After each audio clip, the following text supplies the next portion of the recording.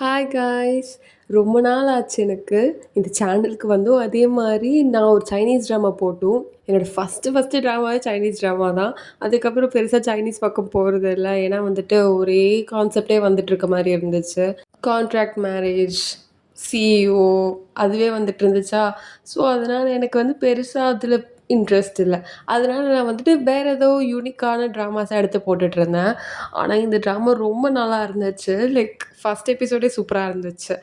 அதனால சரி நம்ம மிஸ் பண்ண வேண்டாம். நம்ம சேனலில் கண்டிப்பாக போடணும் அப்படி சொல்லிட்டு தான் நம்ம செகண்ட் சேனலில் இதை போட்டுட்ருக்கோம். நம்ம ஃபஸ்ட் சேனல்லேயும் வந்துட்டு ஒரு சூப்பரான ஃபிலிப்பைனோ ட்ராமா போயிட்டுருக்கு. ஸோ அதை பார்க்காதவங்களுக்கு லிங்க் வந்து நான் டிஸ்கிரிப்ஷனில் தரேன். மறக்காமல் போய் செக் அவுட் பண்ணி பாருங்கள்.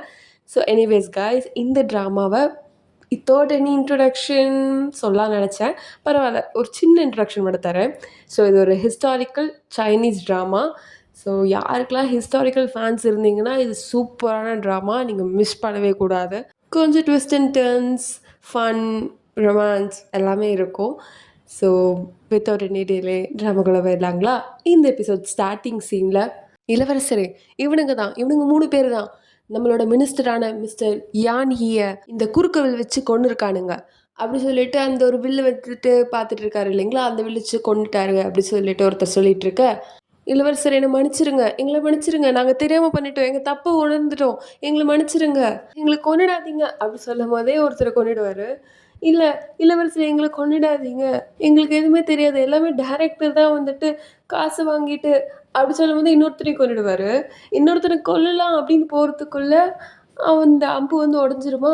அடக்கடவுளே, அம்பு உடஞ்சிருச்சே, நீ ரொம்ப லக்கான ஆள் போல இருக்கேடா, ஆனால் நீ இன்னும் உன் பேர் சொல்லவே இல்லையே. அது அது அது வந்துட்டு இளவரசர் சாங்ஷா தான் அப்படி பண்ண சொன்னார். ஓ அப்படி சொல்லிட்டு அவனையுமே கொண்டுடுவார். ஸோ இவர் தான் நம்மளோட இளவரசர் ஜியோஷன். ஜியான் அப்படின்ற நாட்டோட இளவரசர் இவர் தான். அப்படியே ஒரு படை வீரர்கிட்ட என்ன சொல்லிட்டு இருக்காருன்னா, நம்ம எதிரிக நம்ம நாட்டுக்குள்ளே வந்துட்டாங்க, அவங்கள இனிமேல் நம்ம நாட்டு பேர் கூட சொல்கிறதுக்கு அவங்கள யோசிக்க வைக்கணும்.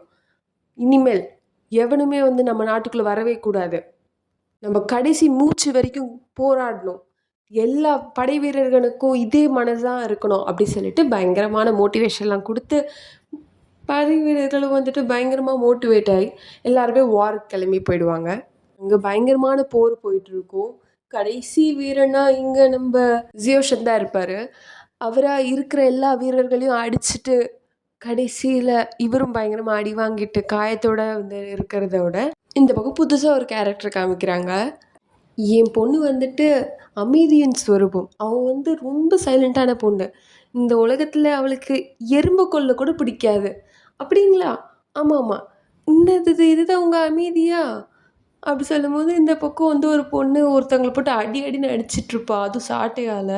டெய்லின்னு பாட நம்ம போகலாம், இல்லை இல்லை கொஞ்சம் வெயிட் பண்ணுங்க, இங்கே என்ன பார்க்குறதுக்கு இருக்குது அப்படின்னு சொல்கிறதுக்குள்ளேயே அவள் வந்து அந்த சாட்டையை எடுத்து கழுத்தில் சுற்றி அது தலை மட்டும் தனியாக விழுமா. அதை பார்த்துட்டு அந்த பையனும் அம்மாவும் வந்துட்டு நடுங்கிட்டு இருப்பாங்க. ஆ எப்படி இருக்கீங்க? இது வரைக்கும் நாங்கள் நல்லா தான் இருக்கோம். நீங்கள் எப்படி இருக்கீங்க மிஸ்டர் லன் அப்படி சொல்லும் போதே அந்த பையன் வந்து மயங்கியே விழுந்துருவான் இவளை பார்த்து. அண்ட் இவ தான் நம்ம ஹீரோயின் ஜியா. அண்ட் இவ வந்து கிராண்ட் மாஸ்டரோட பொண்ணு. உனக்கு எங்கே தெரியும் இந்த கிழங்கு கிடச்சிது? அதுவா, நான் தான் வந்து செடி நட்டு வச்சேன். சரி, எங்கே தெரியும் இந்த ரத்தம் கிடச்சிது? அதுவா, அது கோழியோட ரத்தம். ஆனால் அடுத்த வாட்டி வந்துட்டு நான் வந்து பன்னியோட ரத்தம் யூஸ் பண்ணலான்னு இருக்கேன், அப்போ தான் வந்து ரியலிஸ்டிக்காக இருக்கும், கோழி ரத்தம் பெருசாக தெரிய மாட்டேங்குது.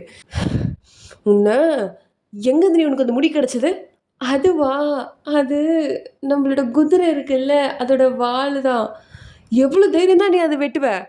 ஆமாம், அது வளரப்போகுது இல்லையா, அப்புறம் ஏன் அதை பற்றி நீங்கள் கவலைப்படுறீங்க? ஜியா, உன் எல்லையை மீறிட்ட, நீ என்ன நினச்சிட்டு இருக்க? அம்மா, நான் தான் சொல்கிறேன்ல. என்ன சொல்கிற நீ? உனக்கு கல்யாணம் பண்ணி வைக்கிறது எங்கள் கடமை, அதில் நீ தலையிடக்கூடாது, புரியுதா? நாங்கள் தான் சொல்லணும் உனக்கு எந்த மாப்பிள்ளை வேணும்னு சொல்லிட்டேன். ஆனால் அம்மா, பேசாத. உனக்கு செல்லம் கொடுத்து தான் நீ இங்கே வந்து நிற்கிற. இன்றைக்கி உனக்கு பனிஷ்மெண்ட் கிடச்சே ஆகணும். அவளை அடிங்க எல்லாரும் அப்படி சொல்லும்போது எல்லோரும் சைலண்ட்டாக இருப்பாங்களா? அடிங்கன்னு சொன்னேன் அப்படி சொன்னதுக்கப்புறம் ஒருத்தவங்க வந்து பயங்கரமாக போட்டு அவளை அடிச்சிட்ருப்பாங்க. அப்படியே வெளியே பார்த்தா ஊர் மக்கள்லாம் என்ன பேசிகிட்டு இருப்பாங்கன்னா, என்ன சொல்கிறீங்க, நம்ம இளவரசர் ஜியான்ஷன் இறந்துட்டாரா? என்ன இவ்வளோ சீக்கிரம் போரில் இறந்துட்டாரா? இதெல்லாம் நம்பவே முடியலையே. ஆ இதுக்கு தான் சின்ன பசங்களலாம் நம்பி போருக்குலாம் அனுப்பக்கூடாதுன்னு சொல்றது. அப்படி சொல்லிட்டு எல்லாம் புரளி பேசிட்டு இருப்பாங்களா, நெறைய போர் வீரர்களோட டெட் பாடிலாம் வந்துட்டு எடுத்துட்டு போயிட்டுருப்பாங்க. அப்போ நம்ம கிராண்ட் மாஸ்டர் என்ன சொல்லுவார்னா, மத்தவங்கள பத்தி புரளி பேசாம, அவங்கவங்க வேலைய பார்த்தா ரொம்ப நல்லது. கிராண்ட் மாஸ்டர் என்ன ஆச்சும்மா இப்போ? நீங்க தான் வந்து உங்க பொண்ண காப்பாத்தணும் கிராண்ட் மாஸ்டர். அங்க வந்துட்டு மேடம் அவங்கள கொன்னுடுவாங்க போல இருக்கு. அச்சோ! இந்த வாட்டி என்ன பிரச்சனை தெரியலையே! வரேம்மா, வரேம்மா அப்டி சொல்லிட்டு அவரு வந்து பார்ப்பாரு. என்னம்மா பண்ணி வச்சிருக்க நம்ம பொண்ண? ஏங்க நீங்க அமைதியா இருங்க. நீங்க குடுத்த செல்லத்துல தான் அவ இப்டி இருக்கா. இன்னைக்கு என்ன பண்ணா தெரியுமா? என்னம்மா பண்ணா? அப்பா நான் எதுவுமே பண்ணல. எனக்கு ரொம்ப வலிக்குது. கடவுளே! என் பொண்ண ஏம்மா இவ்வளோ கஷ்டப்படுத்துற? ஆ நீங்க ஆசையா வளர்த்தீங்களே 2 குதிர. அதோட வால வெட்டி வச்சிருக்கா. பாருங்க. ஏம்மா? அப்பா வலிக்குது. ஆ குதிரை வால் தானே போயிட்டு போது. அது வளரும். அதுக்காம்மா என் புள்ளைய போட்டு அடிச்ச? ஆ இன்னைக்கு வரன் முன்னாடி அவ என்ன பண்ணா தெரியுமா உங்களுக்கு? அம்மா! அடிப்பாவி! என்னடி பின்னாடி பில்லோ வச்சிருக்க? அப்படியே வந்துட்டா ரொம்ப வலிக்குது அப்படின்னு சொல்லி அழுதுட்டு இருந்த. அம்மா அது நான் அழுவலன்னா நீ ரொம்ப ஃபீல் பண்ணுவல்ல. நீயும் வந்து கஷ்டப்பட்டு நடிக்கிற. நான் கொஞ்சம் கூட அதுக்கு அழாம இருந்தா, உனக்கு மனசு கஷ்டமா இருக்கும்ல. அதனால தான் நான் அழுற மாரி பண்ணேன். ஆனா எனக்கு வலிக்கல. எப்படி வலிக்கும்? அதான் பின்னாடி பில்லோ வச்சா எப்படி வலிக்கும்? நீங்க குடுக்குற செல்லம் தான் இது. விடுமா, விடுமா. இங்க பார்ரி, இது கண்டிப்பா உனக்கு பனிஷ்மென்ட் இருக்கு. நம்ம ஹிஸ்டாரிக்கல் புக்ல இருந்து 100 பக்கம் அது எழுதுற நீ. என்னது 100 பக்கமா? எழுதுறேன்னு சொல்லுமா. சரி, சரி. எழுதுறேம்மா. ஆ எக்கேடோ கெட்டு போங்க. அப்படி சொல்லிட்டு அங்கேருந்து அவங்க அம்மா போயிடுவாங்க. ஸோ இதுலேருந்து என்ன தெரியுது, நம்ம கிராண்ட் மாஸ்டரும், அவரோட பொண்ணான நம்ம ஜியாவும் வந்துட்டு பயங்கர க்ளோஸு. கிராண்ட் மாஸ்டர் உங்கள பார்க்கறதுக்கு இளவரசர் சாங்ஷா வந்திருக்காரு. எதுக்காகவும் வந்தா அப்படி சொல்லிட்டு அவங்க 2 பேரும் போய் நிப்பாங்களா. ஆ கிராண்ட் மாஸ்டர் நான் கேள்விப்பட்டேன். உங்க பொண்ணு வந்து பெரிய பொண்ணு ஆயிட்டாளாமே! வரன்லாம் ஊரெல்லாம் எங்க பார்த்துட்ருக்கீங்க? என்கிட்டயே கேட்கலாம். நானும் நல்ல மாப்பிள்ளை தான். இல்ல. என் பொண்ணு இன்னும் வந்துட்டு கத்துக்கிறதுக்கு நெறைய இருக்கு. அவ ரொம்பவே இம்மெச்சூரா இருக்கா. அதனால நான் இன்னும் கொஞ்சம் வருஷம் அவளுக்கு ட்ரெயின் பண்ணி, அப்புறம் தான் மாப்பிள்ளை தேடலான்ட்டு இருக்கோம். ஓ! அப்படியா? அப்ப ஏன் இன்னைக்கு காலையில லின் குடும்பத்திலேருந்து ஒருத்தன் வந்துட்டு போய் பார்த்தா? அது ஏன்னு தெரிஞ்சுக்கலாமா? இளவரசர் சாங்ஷா, நாங்க என்ன முடிவு எடுத்திருக்கோம்னா, அதாவது நானும் என்னோட கணவரான கிராண்ட் மாஸ்டரும் எங்க பொண்ண வந்துட்டு பெரிய குடும்பத்துக்கு தான் கல்யாணம் பண்ணி குடுக்கலான்னு இருக்கோம். ஓ! அப்படியா? நல்ல முடிவு தான். நீங்க எனக்கு கிராண்ட் மாஸ்டரா இருந்ததுனால, இங்கேயே கொஞ்ச நாள் இருந்து 2, 3 நாள் கழிச்சுட்டு போலான்னு இருக்கேன். உங்களுக்கு ஏதாவது பிரச்சனையா? இல்ல. எங்களுக்கு எந்த பிரச்சனையும் இல்ல. சரி. அப்படி சொல்லிட்டு அவன் அங்கேருந்து போயிடுவான். ஆனா, அவனோட பார்வையிலே தெரியும். அவன் ஏதோ பிளான் பண்ணிட்டு தான் இருக்கான்னு சொல்லிட்டு. ஆனா, இவங்க 2 பேருக்கும் அவங்க பொண்ண வந்து அவனுக்கு கல்யாணம் பண்ணி குடுக்கறதுல விருப்பம் இல்ல. ஆமா. இப்போ இவன வேண்டான்னு சொல்லிட்டோம். ஆனா, அவன் பிரச்சனை பண்ணுவான் போல இருக்கேம்மா. பார்த்துக்கலாங்க. நம்ம எல்லாத்தையும் பார்த்து தான் ஆவணும். சரிம்மா, நம்ப பொண்ணு மேல ஆசைப்படுறா.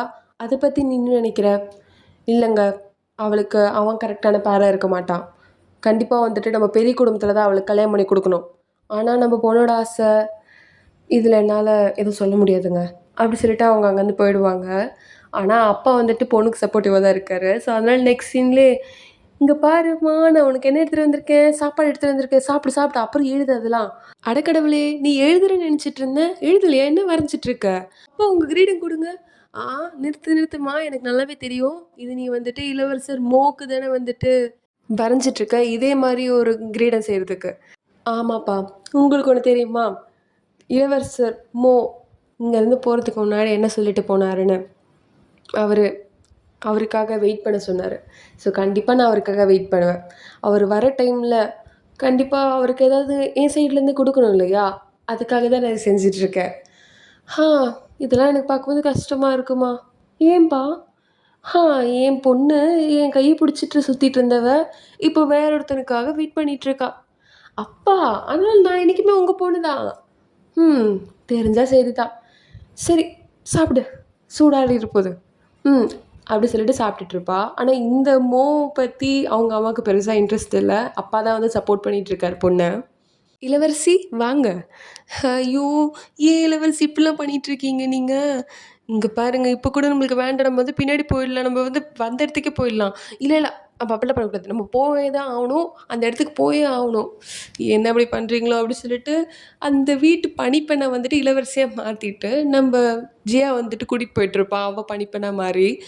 அங்க போயிட்டு ஒருத்தவங்க கிட்ட டீல் பேசிட்டுருப்பா. எங்களுக்கு தெரியாது. எங்களுக்கு அந்த கூர்வில் தான் வேணும். அதாவது ஒரே அம்புலேருந்து நெறைய வில்லு வந்துட்டு வரும். அந்த வில் தான் வேணும் அப்படி சொல்லி கேட்பானுங்களா? அந்த வில்லா? இங்க பாருங்க இளவரசரே, எங்ககிட்ட வந்துட்டு அந்த வில்லு இல்ல. ஆனா, நீங்க வேட்டைக்கு வந்துட்டு போறதா இருந்தா, நெறைய பொருட்கள் நாங்க வச்சிருக்கோம். நீங்க இத யூஸ் பண்ணலாம். இதுலேருந்து ஒரு அம்பு வரும். அப்புறம் இத நீங்க யூஸ் பண்ணலாம். அப்படி சொல்லிட்டு ஒரு ஒரு பொருள எடுத்து வைப்பாளா?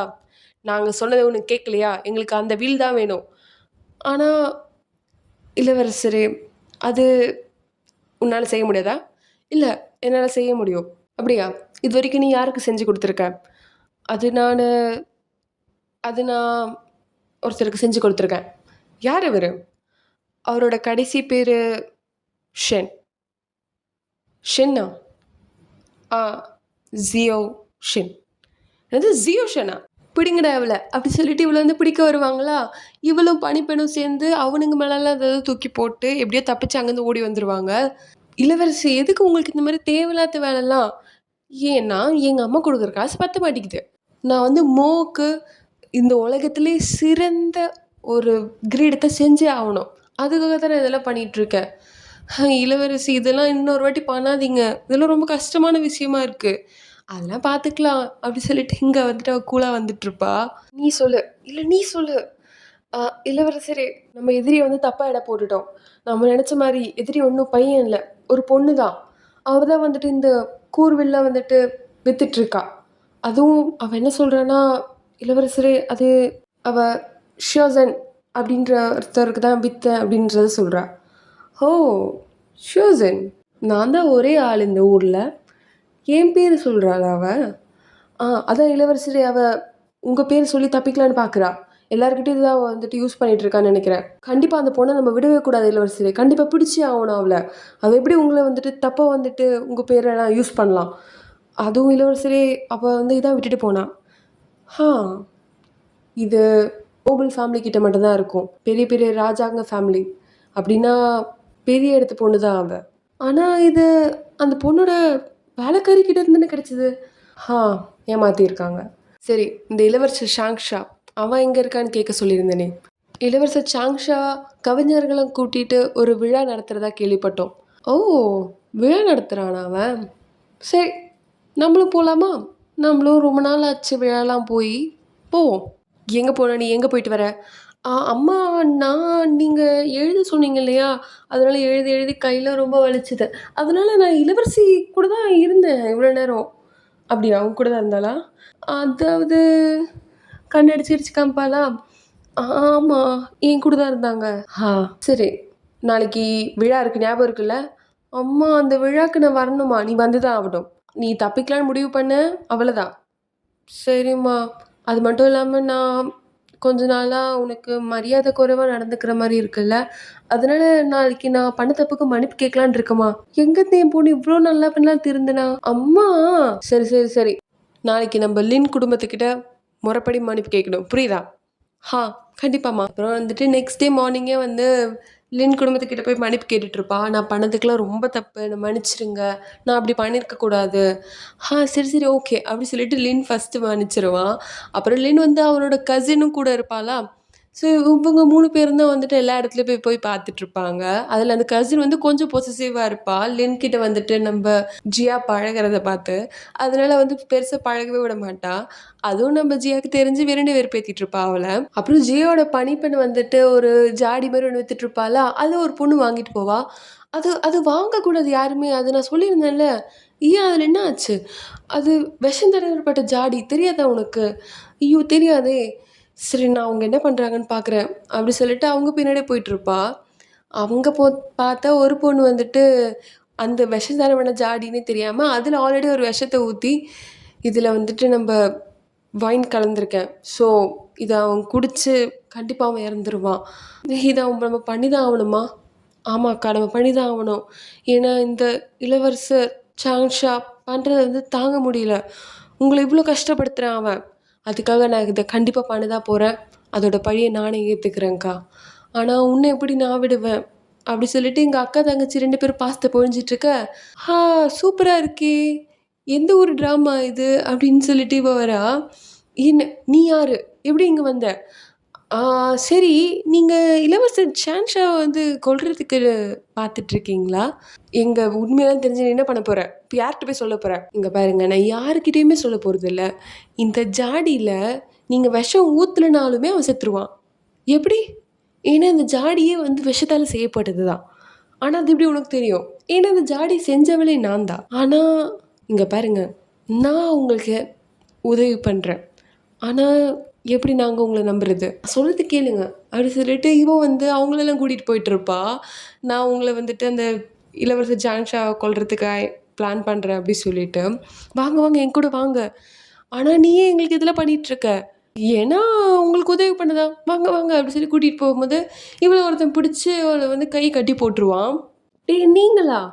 ஹா சரி நீ எந்த ஒரு குடும்பத்த சேர்ந்தவன்னு சொல்றியா? அது ஏன் நான் சொல்லணும் உனக்கு?" "ஓ! அந்த அளவுக்கா? சரி. எனக்கு இப்போ ஒரு வேலை இருக்கு. அத முடிச்சுட்டு வந்து உன்ன கவனிச்சுக்கிறேன். அப்புறம் நீ, நீ வந்து இந்த இளவரசர் சாங்ஷாவ வந்து கொல்ல பார்க்குறியா? என்ன ஒரு கோஇன்சிடென்ஸ். நானும் அவன தான் கொல்ல பார்க்குறேன். வா என் கூட வா" அப்படி சொல்லிட்டு அந்த பொண்ணையும் கூட்டிட்டு போக, "யார்றா இவன்?" அப்படி சொல்லிட்டு இவ பார்த்துட்டுருப்பா. ஆனா தெரியாதா? யாருன்னே தெரியலையே இவன். "ஆ இளவரசர் ஜியோஷன் வராரு. எல்லாரும் வழி விடுங்க." "என்னது? இளவரசர் ஜியோஷனா? ஆனா அவன் இறந்து போலயா?" "அப்படியா?" அப்படி சொல்லிட்டு இவங்க இங்க பாக்க, "என்னது இவன் இன்னும் இறக்கலையா?" அப்படி சொல்லிட்டு உள்ள இருக்கவங்க எல்லாருமே வந்துட்டு பாத்துட்டு இருப்பாங்க.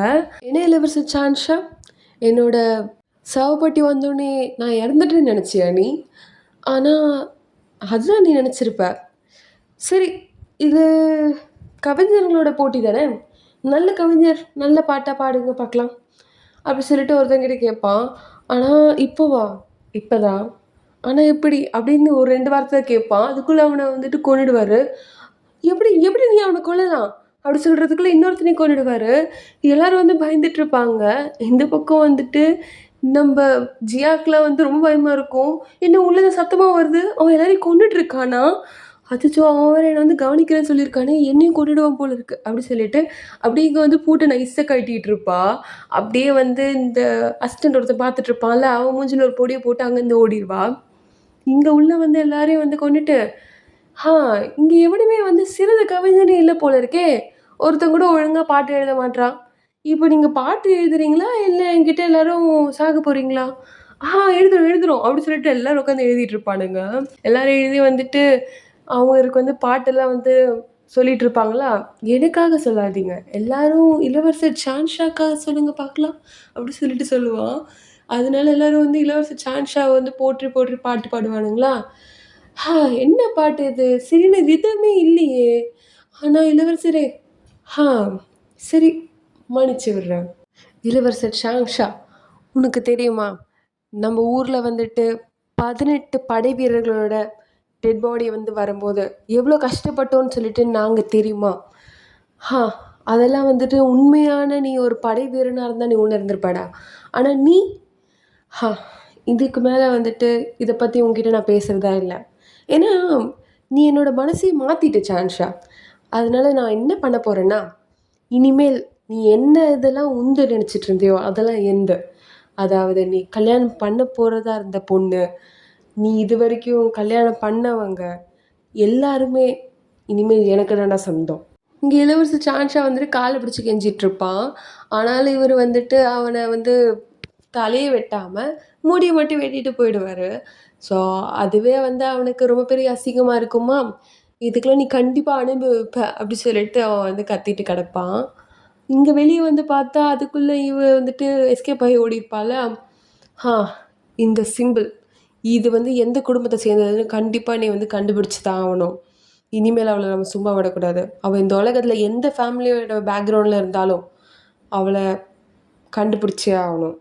"அம்மா எனக்கு ரொம்ப தூக்கம் வருது." அப்படி சொல்லிட்டு இங்க ஒரு குட்டி குழந்தை வந்து அவங்க அம்மா மடியில படுத்து தூங்கிரும்.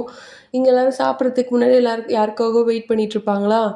இதெல்லாம் ரொம்ப தப்பு. நம்ம அவனுக்காக எவ்வளோ நேரம் வெயிட் பண்ணிட்டு இருக்கோம். ஆனா, எங்க அவன் வர காணுமே! அப்போ ஒரு பணிப்பெண் வந்தவ, "ராஜமாதா இளவரசர் ஜாஷன் வந்துட்டாரு."